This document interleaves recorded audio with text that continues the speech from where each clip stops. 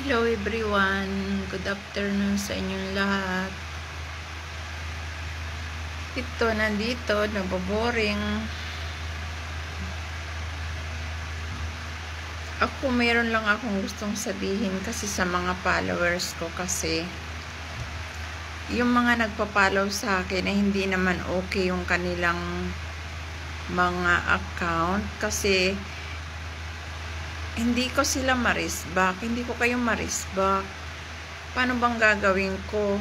Ayoko naman nung nagpapalo kasi kayo sa akin tapos which is na-appreciate ko yon na pinapalo nyo ko, pero pag hindi ako makapag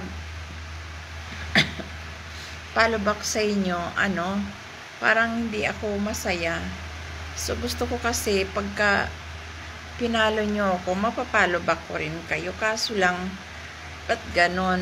Pag minsan pwede ko namang ipalo, napapalo ko, pero pagdating na doon sa point na gusto kong mag-comment, hindi ako makakomment kasi wala siyang option na comment option doon eh.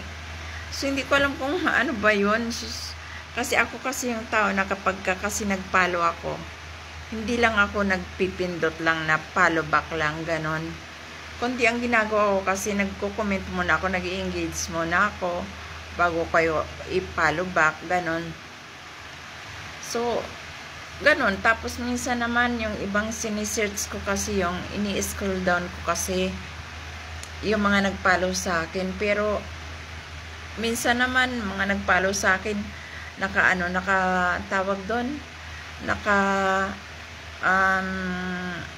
unlock. So, ano ba yan? Paano ko ba mapapalo pagka ganon? Hindi ko kasi mapalo kapag ganon eh. Naka-unlock ang inyong profile. So, minsan man hindi ka makapag-comment kasi wala siyang option doon sa commenting section. Ay, naku.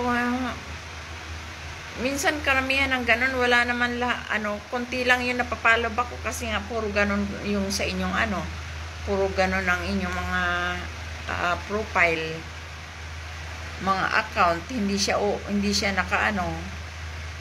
naka-setting ng maayos. Public dapat pagka yung naka-public kayo. Huwag niyo ipa-private kasi pag naka-private kayo, walang makakapag-comment sa inyo. Sa mga post nyo, di kayo lang o kaya mga friend nyo lang. Paano yung followers? Hindi siya makakapag-engage sa inyo. Siyempre pag business tayo, kailangan tayo naka-public talaga dapat.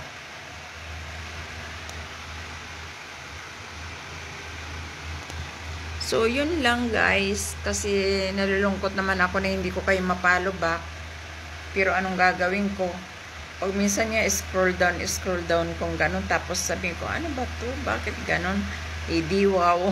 Nasasabi ko na lang na ganon. Kasi hindi ko nga kayo mapalo back eh. Ang dami-dami ng ganon. Yung mga naka-private. Tapos naka-unlock pa yung inyong mga profile. Tapos yung iba walang option para mag-comment. Anong gagawin ko? Ang gagawin ko na lang, ito boring. Hindi pa ako nakapag-engage ngayon, so pasensya na. Mayroon ko na upset ako. Smile lang ako, pero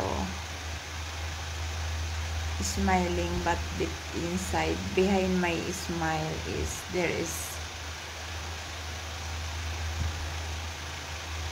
I don't know, it's hard to say.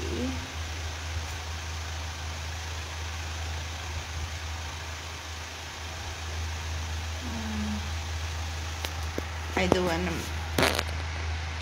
be emotional. I'm tired being emotional.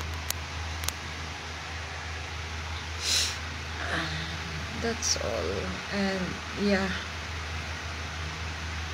when I smile, it doesn't mean I'm happy because you don't know behind my smile. You don't know the story behind my smile.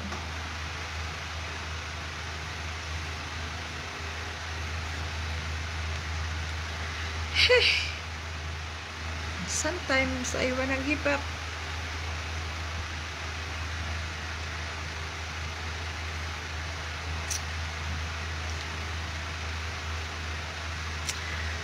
Life is too hard.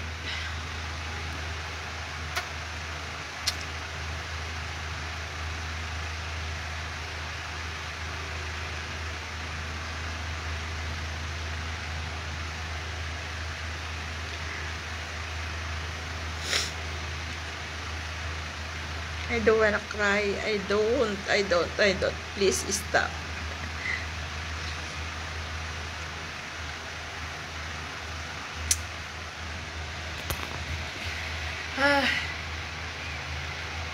I wanna shout out.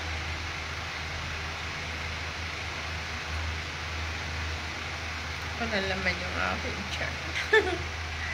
That's I'm very skinny. You can see it.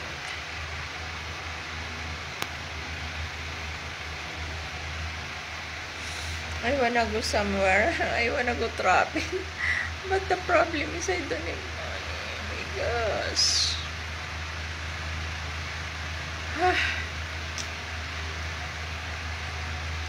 Na problema rin kasi pati ako sa aking earnings. Kanina pagtingin ko guys sa aking pagtingin ko sa aking dashboard, nakapula lahat siya.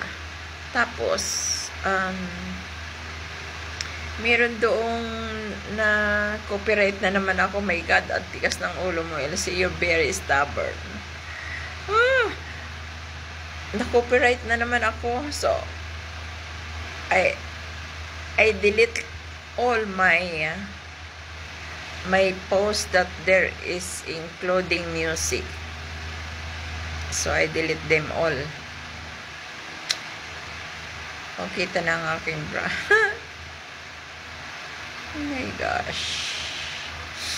Ay, mga ko ba? Ano ba yan? Hindi ko maintindihan sa aking sa aking earnings. Kaya siguro ganun. Tapos ngayon, dinilit ko na lahat ng may mga musics kasi lahat na copyright na ako. So that's all for now, mga kababayan ko.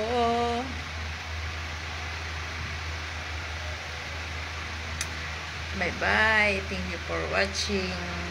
Sorry for if I cried.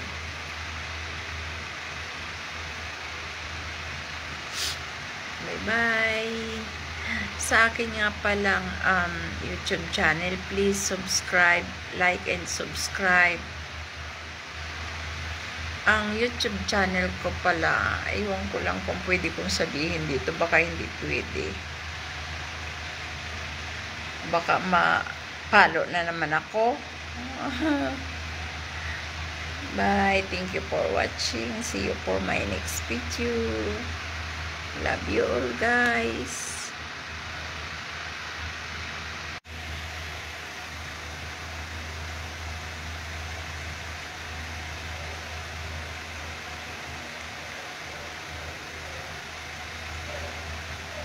I'm smiling, but deep inside my smile, I'm hiding some loneliness. Bye.